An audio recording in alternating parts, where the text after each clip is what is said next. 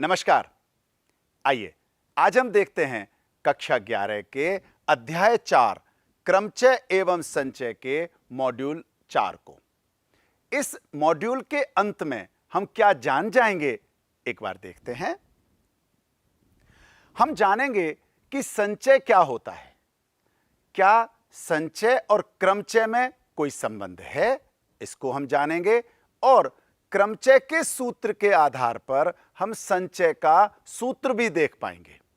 संचय के सूत्र के साथ कुछ नियम भी हम इसमें जान जाएंगे, जिसके आधार पर हम इनके अभ्यास के प्रश्नों को बहुत आसानी से कर पाएंगे।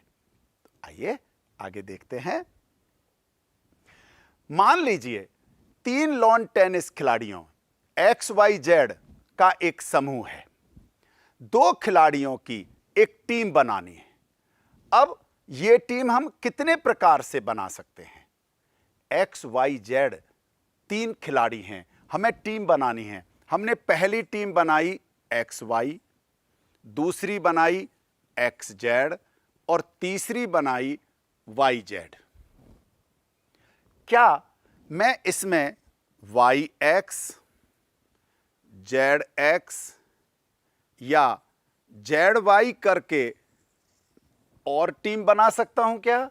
नहीं बना सकते, क्योंकि क्रम बदलने से टीम नहीं बदलती। अर्थात मेरी जो टीम बनेंगी वो केवल 3 बनेंगी, 6 नहीं बनेंगी। इसी प्रकार अगर मैं अगला देखता हूं, 12 व्यक्ति एक कमरे में मिलते हैं और प्रत्येक व्यक्ति अन्य सभी व्यक्तियों से हाथ मिलाता है। हम जानते हैं अगर A ने B से हाथ मिलाया या B ने A से हाथ मिलाया, एक ही संचय हो सकता है, 2 अलग अलग मान नहीं हो सकते। यानी यहां भी क्रमचय नहीं, संचय होगा। तीसरा उदाहरण देखते हैं। 7 बिंदु एक वृत्त पर स्थित हैं। इन बिंदुओं को मिलाकर कितनी जीवाएं खींची जा सकती हैं? अगर हम वृत्त को देखें तो वृत्त में कोई बिंदु A है और दूसरा बिंदु B है। यदि हम A को B से मिलाएं तो एक जीवा बनती है। क्या हम ये कह सकते हैं कि हमने B को A से मिलाया तो हमारी दूसरी जीवा हो गई? नहीं कह सकते। तो जहां क्रम महत्वपूर्ण नहीं होता वहां हम उसे संचय कहते हैं। अर्थात किसी संचय में चयनित वस्तुओं का क्रम महत्वपूर्ण नहीं होता है, जबकि क्रमचय में क्रम ही महत्वपूर्ण होता है। आइए आगे देखते हैं।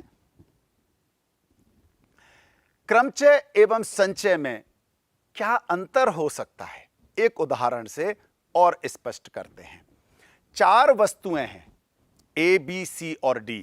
इनमें से 3 वस्तुओं का चुनाव कर रहे हैं, सिलेक्शन कर रहे हैं, यानी संचय कर रहे हैं, या इनको क्रम से सजा रहे हैं, अर्थात क्रमचय कर रहे हैं। तो एक विशेष A, B, C हमारे पास एक चुनाव हो गया, सिलेक्शन हो गया, एक ग्रुप हो गया। वहीं यदि मैं इसके क्रम बदलूं तो हम देखते हैं इसके क्रम बदलते ही हमारे पास 6 भाग हो जाते हैं, जबकि सजाने पर ये केवल, यानी समूह बनाने पर, संचय बनाने पर केवल 1 रहता है, जबकि इसके क्रमचय 6 हो गए। दूसरा देखते हैं। यदि मैंने दूसरा बनाया तो मैंने क्या देखा? ABD।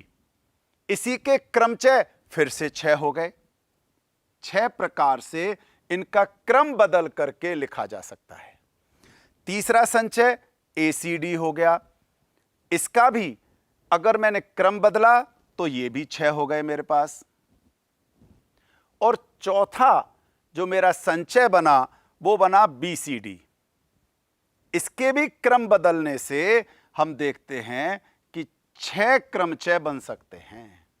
अर्थात इस A, B, C और D में से अगर 3 वस्तुएं मैं एक साथ ले रहा हूं तो मेरा टोटल संचय हुआ 4, जबकि कुल क्रमचय हुए मेरे पास 24। अर्थात क्रम बदलने पर क्रमचय और क्रम नहीं बदलें वही क्रम रहे, या क्रम बदलने से भी मान नहीं बदले वो हमारा संचय कहलाता है। इसके आधार पर आगे और देखते हैं। क्रमचय और संचय के बीच में फिर निश्चित तौर पर कुछ तो संबंध होता ही है, और वो संबंध बहुत महत्वपूर्ण है कि NCR, जैसे हम क्रमचय को लिखते थे NPR, इसी प्रकार संचय को लिखा NCR। NCR संचयों में से प्रत्येक संचय, हमने अभी देखा था ABC एक संचय, इसको हम क्रम बदल करके R फैक्टोरियल क्रमचय में रख सकते हैं। अर्थात प्रत्येक संचय के संगत हमारे पास R फैक्टोरियल हमारे पास क्रमचय है, क्योंकि प्रत्येक संचय की R वस्तुओं को R फैक्टोरियल तरीके से हम सजा सकते हैं, पुनर्व्यवस्थित कर सकते हैं। इसलिए हमारे पास जो क्रमचय होंगे उनकी कुल संख्या हो गई जितना संचय है, और उसके अलावा जो R का फैक्टोरियल होता है उनका गुणा करना। अब ये हमारे पास हो गया क्रमचय, जबकि क्रमचय हम लिखते हैं NPR। इसका आशय हुआ कि जो NPR है वो बराबर होता है NCR गुणा R फैक्टोरियल के। इसके आधार पर हम NCR निकाल सकते हैं कि NCR होगा NPR बटा R फैक्टोरियल। और यहां यदि मैं NPR को खोलें तो क्या आ जाएगा? फैक्टोरियल N बटा N माइनस R का फैक्टोरियल। यह है क्रमचय का सूत्र, और इसी में जब हर संख्या में R फैक्टोरियल गुणा हो जाता है तो वह बन जाता है क्रमचय का सूत्र, ना होकर के फिर वो हो जाता है संचय का सूत्र। यहां क्रमचय की तरह ही एक विशेष बात कि जो R का मान है, निश्चित तौर पर चूंकि हम n में से सेलेक्ट कर रहे हैं, हमारे पास कुल n संख्याएं हैं, उनमें से जब हम चुन रहे हैं तो 0 हो सकता है लेकिन माइनस में नहीं हो सकता, और जितनी हमारे पास कुल संख्याएं हैं उससे ज्यादा भी नहीं हो सकता। अर्थात R का मान 0 से बड़ा हो सकता है या n से छोटा हो सकता है। यहां ये मान 0 के बराबर भी हो सकता है। ये विशेष बात कि R का मान 0 के बराबर भी हो सकता है, यानी हमने कोई सिलेक्शन ही नहीं किया या हमने सबको सेलेक्ट कर लिया, ये इसमें विशेष तौर पर हो सकता है। एक विशेष बात और कि जो 0 का फैक्टोरियल होता है, हम जानते हैं ये 0 फैक्टोरियल हमेशा 1 होता है, यानी 0 रखने पर भी हर में 0 नहीं होगा, क्योंकि 0 फैक्टोरियल 1 होता है। आइए आगे देखते हैं संचय सूत्र। अभी हमने जो देखा उसके आधार पर हम ये निश्चित तौर पर कह सकते हैं कि n विभिन्न वस्तुओं में से एक समय में अगर r वस्तुओं को लेकर बनने वाले संचयों की संख्या हमारे पास NCR से प्रकट करते हैं, और ये NCR का मान फैक्टोरियल n बटा n माइनस R फैक्टोरियल गुणा R फैक्टोरियल, और जो R है वो 0 से बड़ा, n के बराबर या n से छोटा भी हो सकता है। लेकिन संचय में हमें एक और विशेष बात कि R का मान 0 के बराबर भी हो सकता है, अर्थात हो सकता है हमने किसी को सेलेक्ट ही नहीं किया हो। अब मान लीजिए कि हमारे पास 4 विभिन्न वस्तुएं हैं ABCD, इनमें से एक समय में 2 वस्तुओं को लेकर संचय बनाना चाहें तो हम क्या करेंगे? 4C2 और 4c2 करने के बाद 4 फैक्टोरियल बटा 4 माइनस 2 फैक्टोरियल यानी n माइनस r गुणा r फैक्टोरियल करके जब हम इसको हल करते हैं तो हमारे पास 6 आ जाता है। इसी को हल करने के लिए हम एक आसान तरीका भी अपना सकते हैं। हमारे पास 4c2 है। क्रमचय की तरह अगर हम सूत्र से करते हैं तो इस तरह से आता है। हम चाहें तो इसको आसान तरीके से भी कर सकते हैं। क्रमचय ध्यान करें, क्रमचय में होता है अगर ये 4p2 होता तब हम करते 4 इंटू 3, 4 गुणा 3 कर देते। क्रमचय और संचय में थोड़ा सा अंतर है, इसमें r फैक्टोरियल से डिवाइड होता है और r फैक्टोरियल है यानी 2 का फैक्टोरियल, 2 के फैक्टोरियल का मतलब हो गया 1 गुणा 2। अब हम देखें अगर हम इसको काटते हैं तो आसानी से हमारे पास वही संचय आ सकता है। एक और उदाहरण देखते हैं। मान लो मैंने लिया 10c3, मुझे इसे आसानी से हल करना है। सूत्र में रख करके जो आता है उसका आसान तरीका 3 है नीचे, तो 10 गुणा 9 गुणा 8, ये हुआ क्रमचय। अब इस क्रमचय को r फैक्टोरियल से डिवाइड करना है यानी 3 फैक्टोरियल यानी 1 गुणा 2 गुणा 3। तो इस तरह से किसी भी संचय को हम इस आसान तरीके से भी हल कर सकते हैं। आइए आगे देखते हैं। कुछ नियम भी हैं। अब ये नियम उसी सूत्र से बने हैं जो हम सूत्र पढ़ चुके हैं। जैसे मान लिया कि हमारे पास r बराबर n है। अब जो हम पढ़ते हैं NCR, अगर मेरे पास NCR में r n के बराबर है तब मैं इसको कर दूंगा NCN, और NCN करते ही जैसे ही मैं सूत्र में मान रखूंगा तो ये आ जाएगा n फैक्टोरियल बटा n माइनस n का फैक्टोरियल और फिर आ गया n फैक्टोरियल। अब अगर हम ध्यान से देखें तो ये n फैक्टोरियल से n फैक्टोरियल कट गया और n माइनस n यानी 0 फैक्टोरियल, और 0 फैक्टोरियल होता है 1, अर्थात इसका मान हो गया 1। हम आगे इसको सीधा प्रयोग में ले सकते हैं। कहीं पर भी मान लो मुझे दे रखा है 10c10, मैं सीधा लिख दूंगा 1।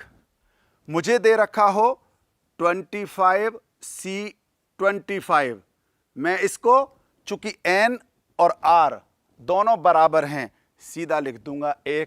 मुझे इसको पूरी तरह से हल करने की आवश्यकता नहीं पड़ेगी। इसी प्रकार अगर हम दूसरा नियम देखें NC0, मान लो मैंने रखा NC0, इसको भी सूत्र में रख के देखते हैं तो n फैक्टोरियल बटा n माइनस 0 फैक्टोरियल गुणा में 0 फैक्टोरियल। n माइनस 0 फैक्टोरियल यानी n फैक्टोरियल, ऊपर भी n फैक्टोरियल है, कट गया। 0 फैक्टोरियल यानी दोबारा से 1, यानी यहां भी आ गया 1। मतलब क्या हुआ कि अगर मेरे पास है 25c0, बिना हल किए मैं इसको सीधा 1 लिख सकता हूं।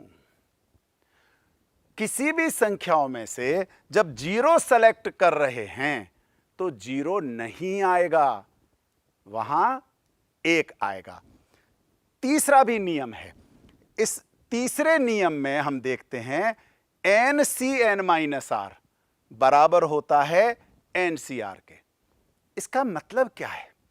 दो ऐसे संचय जिनमें जितनी संख्याओं में से सेलेक्ट करना है वो बराबर है, अर्थात दोनों में n बराबर है और दोनों के संचय भी बराबर है, तो निश्चित तौर पर जो r की जगह लिखा हुआ है वह n में से माइनस होने के बाद जो आता है उसके बराबर होगा, अर्थात n Cn माइनस r। इसको एक उदाहरण से समझते हैं।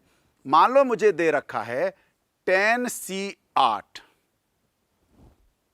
अगर मुझे इसको ध्यान से देखना होगा तो यह मेरा बराबर होगा 10C 10 माइनस 8 के।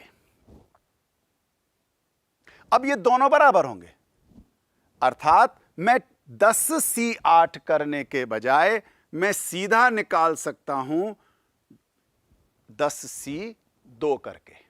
मुझे जरूरी नहीं है कि मैं इतना कठिन जाऊंगा। इस सूत्र का एक बड़ा फायदा है कि यदि इन n और r के बीच में बहुत कम डिफरेंस हो तो हम उस डिफरेंस के आधार पर, उस अंतर के आधार पर हम इसके संचय का मान निकाल सकते हैं। इसीलिए n वस्तुओं में से जब हम r वस्तु चुनते हैं, ये हमने r वस्तु चुन ली, इसका मतलब क्या है कि n माइनस r वस्तुओं को अस्वीकार करने के समान है। यानी उनमें से जो हमने n माइनस r नहीं चुनी है, r नहीं चुनी है, वो उनके बराबर होगा। चौथा देखते हैं जो इसी पर आधारित है। उसमें क्या कहता है कि यदि मेरे पास NC3 है और यही बराबर हो जाए NC5 के, यानी यहां और यहां में थोड़ा सा फर्क है। n बराबर है, बीच में भी बराबर का निशान है, संचय भी बराबर है, तो निश्चित तौर पर दो कंडीशन हो सकती हैं। और वे दो कंडीशन क्या होंगी कि या तो a और b बराबर होगा तभी ये बराबर हो सकता है। भाई a और b बराबर है तो निश्चित तौर पर दोनों संचय बराबर है। या फिर निश्चित तौर पर अगर हम इस सूत्र के आधार पर देखें तो a और b का मान n के बराबर होना चाहिए, अर्थात a का मान n माइनस b के बराबर होगा, तब जाकर के हम इसमें कह सकते हैं कि ये संचय बराबर होंगे। अगर हम इसके आधार पर देखें तो हम बता सकते हैं कि बराबर है, यहां 3 है, 5 है। मान लो मेरे से पूछ लिया n बताओ, बहुत आसानी से बता सकता हूं क्योंकि दोनों संचय बराबर हैं, तो 3 और 5 का टोटल 8 होता है। यानी मैं बिना ज्यादा गणित लगाए कह सकता हूं कि यहां n का मान 8 होगा। आइए कुछ उदाहरण देखते हैं। यदि NC9 और NC8 तो NC17 का मान ज्ञात करना है। अब इसको करने के दो तरीके हो सकते हैं। एक तरीका तो क्या कहता है कि जब ये दो संचय बराबर हैं तो आप पूरा सूत्र लिखो, n फैक्टोरियल बटा n minus 9 factorial into 9 factorial बराबर n फैक्टोरियल बटे n माइनस 8 फैक्टोरियल गुणा में 8 फैक्टोरियल। हमें इस तरह से इसको हल करना है और हल करना भी बहुत आसान है। इसमें क्या करना है, ऊपर चूंकि n फैक्टोरियल है हम इसे हटा सकते हैं। फैक्टोरियल के प्रश्न आप पहले कर चुके हो। इसमें हमें क्या ध्यान देना होता है कि यदि कोई बड़ा फैक्टोरियल है उसको छोटे फैक्टोरियल के बराबर लाना। तो यहां n माइनस n 9 और n माइनस 8, हमें पता है n माइनस 8 बड़ा है, इसको n माइनस 9 के बराबर लाना है। और 9 फैक्टोरियल और 8 फैक्टोरियल में से 9 को 8 के बराबर लाना है। क्या कर सकते हैं, 1 बटा, ये तो छोटा है, यहां तो हमने लिख दिया n माइनस 9 फैक्टोरियल। ये 9 बड़ा है, इस 9 को बाहर निकाल दिया और इधर हमने क्या किया, ये बड़ा है तो n माइनस 8 को बाहर निकाला तो अंदर आ गया n-9 फैक्टोरियल, और 8 चूंकि छोटा ही है इसको वहीं रखा। कितना आसान हुआ कि हमारे पास n-9 से n-9 कट गया, 8 फैक्टोरियल से 8 फैक्टोरियल कट गया। अब जब हम इसको तिरछा गुणा करेंगे तो हमारे पास आ जाएगा n-8 बराबर 9, और इसके आधार पर आ जाएगा n बराबर 17। और जब n बराबर 17 आ गया है तब हम उसका मान निकाल सकते हैं। लेकिन अगर हमने नियमों को ध्यान में कर लिया तो हमें इतना नहीं करना होगा। क्यों? क्योंकि हमें पता है कि NCA यदि बराबर है NCB के, तो निश्चित तौर पर या तो A बराबर B होगा या A जमा B बराबर N होगा। यहां हमें दिखाई दे रहा है 8 और 9 बराबर तो नहीं है। अब अगर ये बराबर नहीं है तो फिर दूसरी ही शर्त हो सकती है। तो मैं यहां पर क्यों अपना समय खराब करूंगा, मैं सीधा लिखूंगा कि n बराबर 17। मुझे इस पूरे जो मेथड है उससे करने की आवश्यकता ही नहीं पड़ेगी। सीधा मैंने अपना सूत्र लगाया और n का मान आ गया। अब इस n के मान से 17C17 हम ध्यान करें, एक और नियम पढ़ा था कि NCN बराबर होता है 1। हमें इसमें भी सूत्र लगाने की जरूरत नहीं है, हम सीधा इसके आधार पर लिख सकते हैं 1। तो जो प्रश्न आधे से एक पेज में होता है हम उस प्रश्न को कुछ लाइनों में भी पूरा कर सकते हैं। आइए एक और उदाहरण देखते हैं। प्रमेय कहने को यह प्रमेय है, लेकिन अगर हम इसको सिद्ध कर देते हैं तो यह प्रमेय हमारे लिए बहुत उपयोगी प्रमेय होगी। और इसको सिद्ध करने से हम इस तरह के सभी प्रश्नों को भी हल आसानी से कर सकते हैं। तो आइए हम इस प्रमेय को सिद्ध करते हैं। प्रमेय क्या है? NCR जमा NCR-1 बराबर है n+1 CR के। हम क्या करते हैं, इसमें सबसे पहले बायां पक्ष लेते हैं, और बायां पक्ष में अगर हम ध्यान से सूत्र लगाएं तो NCR का सूत्र हो गया n फैक्टोरियल बटे n-r फैक्टोरियल गुणा r फैक्टोरियल, जमा NCR में हो गया n फैक्टोरियल बटे n-r+1, क्योंकि यहां n-r माइनस होने के कारण से वो 1 हो जाएगा, और फिर रहा r-1 फैक्टोरियल। अगर हम इसमें आगे देखें तो जैसा हमने पिछले प्रश्न में किया था, फैक्टोरियल का अपना नियम है, बड़ी संख्या को छोटी संख्या में बदलना, बड़े फैक्टोरियल को छोटे फैक्टोरियल में बदलना, उससे प्रश्न जल्दी और आसानी से हो जाता है। तो पहला है n-r, यहां है n-r+1, तो इसमें से इसको बाहर निकाल देंगे तो हमारे पास n-r फैक्टोरियल आ जाएगा। इसी प्रकार r फैक्टोरियल और r-1 फैक्टोरियल, यहां ये बड़ा है, यहां से r बाहर निकाल देंगे तो अंदर r-1 फैक्टोरियल बचेगा। करते हैं, ऊपर है n फैक्टोरियल बटे n-r ऐसे की ऐसे रहेगा, इसमें कोई बदलाव नहीं है, लेकिन यहां से r बाहर हो जाएगा और अंदर बचेगा r-1 फैक्टोरियल, जमा इधर भी n फैक्टोरियल बटे, ये बाहर आ जाएगा, अर्थात n-r जमा 1 बाहर आ गया, तो अंदर बचा n माइनस आर फैक्टोरियल।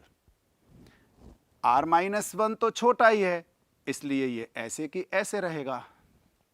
अब यदि हम इन दोनों को ध्यान से देखें तो क्या क्या कॉमन आ रहा है, हम देखते हैं। हमारे पास n फैक्टोरियल ऊपर से दोनों में कॉमन है। नीचे अगर हम ध्यान से देखते हैं तो n माइनस आर फैक्टोरियल दोनों में कॉमन है। फिर r माइनस 1 यहां दोनों में कॉमन है। तो हमने इसको आसान करने के लिए क्या किया, n फैक्टोरियल और इधर से n माइनस आर फैक्टोरियल और इसके साथ हमने r माइनस 1 फैक्टोरियल को कॉमन निकाल दिया। कॉमन निकालने से यहां बचेगा 1/r जमा यहां बच रहा है 1/n माइनस आर जमा 1। अब यदि हम इसमें एलसीएम लें तो एलसीएम लेने पर हमारे पास आता है, पहले है n फैक्टोरियल बटे n minus r factorial, r minus 1 factorial. अब जब हम लघुत्तम ले लेंगे तो हमारे पास नीचे आ जाएगा r गुणा n माइनस आर प्लस 1 और ऊपर आएगा n माइनस आर जमा 1 जमा r। जो हमें देखने में कठिन सा लग रहा था, ऐसा लग रहा था कैसे होगा, बहुत आसानी से केवल हमने इनके सूत्र लगाए, बड़े फैक्टोरियल को छोटे फैक्टोरियल में बदला, बदल करके जो कॉमन आ सकता था उसको कॉमन निकाला, जो शेष बचा उसमें से हमने लघुत्तम ले लिया।